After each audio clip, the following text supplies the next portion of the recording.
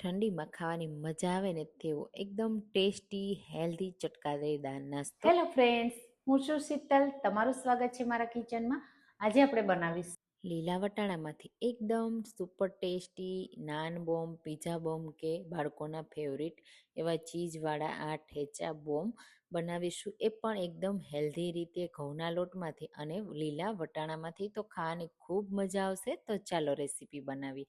એના માટે સૌથી પહેલાં આપણે લોટ બાંધી તૈયાર કરીશું. તો 2 કપ ઘઉંનો રેગ્યુલર રોટલીનો લોટ લેશું. તમે એની જગ્યાએ કોઈ પણ લોટ લઈ શકો છો. અને હવે વચ્ચે આ રીતે ખાડો કરી દેશું અને એમાં એડ કરીશું 1/4 કપ દહીં. તો દહીંના લીધે એકદમ સોફ્ટ બનશે, સાથે અડધી ટીસ્પૂન બેકિંગ પાવડર. તો નાન બોમ્બ જેવો ટેસ્ટ અને નાન જેવો ટેસ્ટ આપવા માટે આ બધી વસ્તુ એડ કરવાની. ખાંડનો પાવડર એડ કરીશું અને સ્વાદ પ્રમાણે મીઠું એડ કરી પહેલાં આ રીતે મિક્સ કરી લેશું. પછી આપણે એમાં એડ કરીશું તેલ. તો એનાથી એકદમ સોફ્ટ બનશે. અને હવે આપણે 1/4 કપ જેટલું દૂધ પણ એડ કરીશું.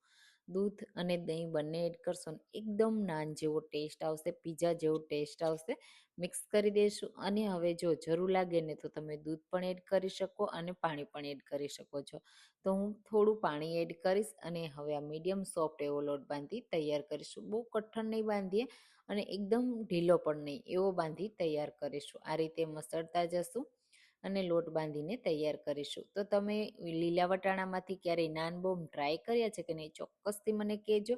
અને હા, મારી રેસીપી તમે કઈ સિટીમાંથી જુઓ છો એ પણ મને કહેજો, મને ખૂબ ગમશે.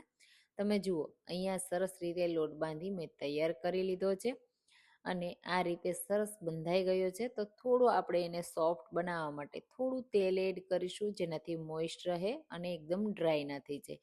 તો અડધી ચમચી જેટલું મેં તેલ એડ કર્યું. થોડું તેલવાળું આ રીતે કરી લેશું. 1 મિનિટ માટે મસળી લેશું એટલે સરસ તેલ બધું લાગી જાય. અને હવે આપણે એને થોડી વાર માટે રેસ્ટ થવા દેશું. ત્યાં સુધીમાં આપણે સ્ટફિંગ તૈયાર કરીએ. તો ઢાંકીને રહેવા દઈએ.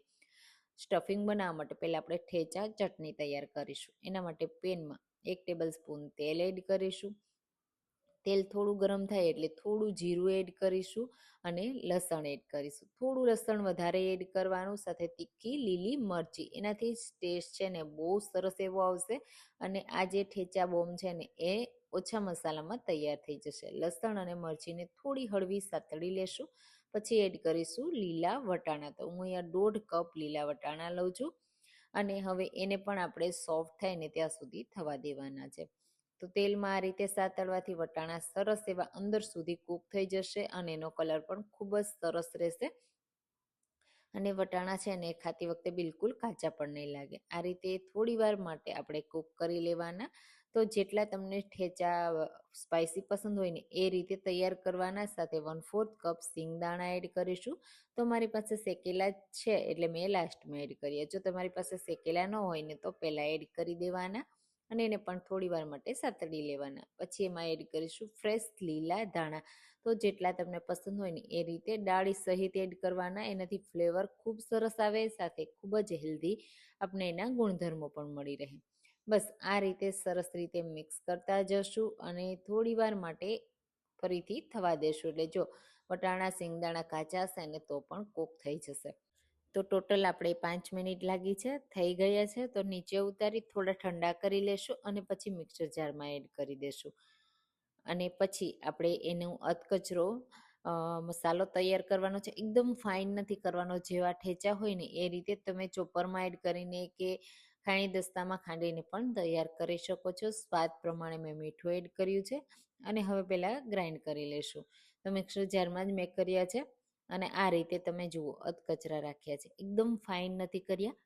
તો ખાવામાં સરસ લાગશે. ઠેચાનો સ્વાદ છે ને અધકચરો હોય ને એ બહુ સરસ લાગે છે. હવે એને એક બોલમાં કાઢી લેશું અને પછી આપણે બાળકોના ફેવરિટ એવા ચીઝવાળા બનાવીશું. તો બહુ સરસ લાગશે અને બાળકોને પણ ખૂબ ભાવશે. તો એના માટે મેં અહીંયા લીધું છે મોઝરેલા ચીઝ, જે બાળકોને ખૂબ પસંદ હોય છે. એ મેં અડધો કપ લીધું છે. એડ કરી દેશું અને પછી મિક્સ કરી દેશું. તમે જુઓ એક સરખું મિક્સ થઈ જાય. ચીઝ તમને ઓછું કે વધારે જેટલું પસંદ હોય ને એટલું અહીંયા લઈ શકાય છે. આ રીતે સાઈડમાં મૂકી દેશું અને અહીંયા આપણો લોટ પણ સરસ એવો લોટ રેસ્ટ થઈ ગયો છે. તો થોડું આપણે પહેલાં મસળી લેશું, સ્મૂથ કરી લેશું અને પછી એમાંથી તમારે નાની નાની સાઈઝના લુવા તૈયાર કરવાના, કારણ કે આપણે નાન બોમ્બ બનાવીએ છીએ નાની સાઈઝના. નાના કે મોટા પસંદ હોય ને એ રીતે પણ બનાવી શકાય છે. આ રીતે સ્મૂથ કરી લેશું અને બોલ્સ બનાવી તૈયાર કરી લેશું. બાકીના લોટને સાઈડમાં મૂકી દેશું. હવે થોડો કોરો લોટ એડ કરી અને મોટી પૂરી સાઈઝનું વણીને તૈયાર કરીશું. તો વચ્ચેથી આપણે જાડું રાખવાનું છે, સાઈડથી પતલું કરવાનું છે. તો જરૂર લાગે ને તો થોડો કોરો લોટ વધારે પણ એડ કરી શકો છો. આ રીતે તમે જુઓ, સાઈડથી પતલું કરી દેવાનું, એટલે જ્યારે આપણે પેક કરીએ ને ત્યારે એક્સ્ટ્રા લોટ હોય ને એ વધારે ના નીકળે. હવે સ્ટફિંગ આપણે 2 ટેબલ સ્પૂનથી થોડું વધારે એડ કરીશું અને સાઈડથી આ રીતે વચ્ચે પ્રેસ કરી અને સાઈડથી આ રીતે ચીપટી લેતા જશું, એટલે સરસ એવું કવર થઈ જશે. બસ આ રીતે કવર કરી દેવાનું સરસ રીતે. તમે જુઓ, અને એક્સ્ટ્રા લોટ હોય ને તો આપણે એને કાઢી દેશું. એટલે જ્યારે સાઈડના પાછળના ભાગમાં છે ને એ એક્સ્ટ્રા લોટ જો તમે દબાવો ને તો એ જગ્યાએ કાચું ના રહી જાય, એટલા માટે થોડું આ રીતે પ્રેસ કરી દેશું અને સાઈડથી આ રીતે મેં સરખું કરી દીધું છે. હવે એક સરખો લુક આપવા માટે થોડા મેં અહીંયા કાળા તલ લીધા છે, થોડા પ્રેસ કરી દેશું. હાથની ભીની આંગળીઓ કરશો ને એટલે તલ બધા સરસ રીતે ચોંટી જશે આ રીતે. અને બાકીનો નાસ્તો આપણે બધો જ આ રીતે બનાવી તલ લગાવી અને તૈયાર કરી લેવાનો. પાછળથી આ રીતે થોડું પ્રેસ કરી દેવાનું, એટલે તલ સરસ રીતે ચોંટી જાય. બસ આ રીતે બાકીના બધા નાસ્તા મેં બનાવી અને તૈયાર કરી લીધા છે. તમે જુઓ કેટલો સરસ નાસ્તો તૈયાર થયો છે. હવે તમે આને બેક પણ કરી શકો અને તવા ઉપર રોસ્ટ પણ કરી શકો. આજે આપણે તવા ઉપર કરીએ છીએ, તો પાછળના ભાગમાં આ રીતે પાણી લગાવી દેશું અને પછી તવા ઉપર આ રીતે પાછળના ભાગને રાખી દેશું. ચોંટાડી દેવાનું છે. સરખું પાણી લગાવવાનું, એટલે સરસ રીતે ચોંટી જાય. શેકતી વખતે બિલકુલ ના નીકળે.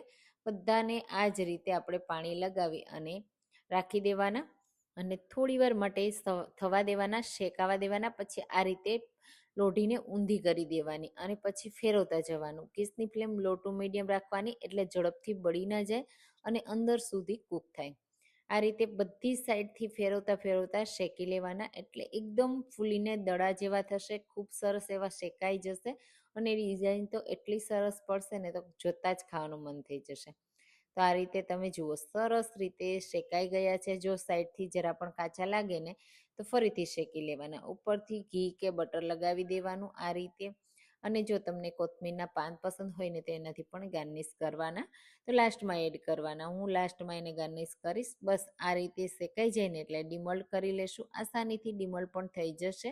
અને પાછળના ભાગથી હું તમને બતાવી દઉં તો એક પરફેક્ટ શેકાઈ ગયા છે, બિલકુલ કાચા નથી રહ્યા.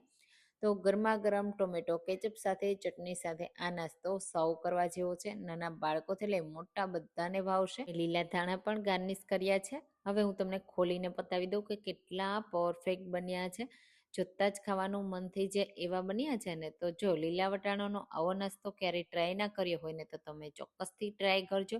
નાના બાળકોથી લઈ મોટા બધાને ખૂબ પસંદ આવશે અને તમને પણ પસંદ આવશે. તો આ રેસીપી જલ્દી ટ્રાય કરો. ફરી મળીશું. Thank you.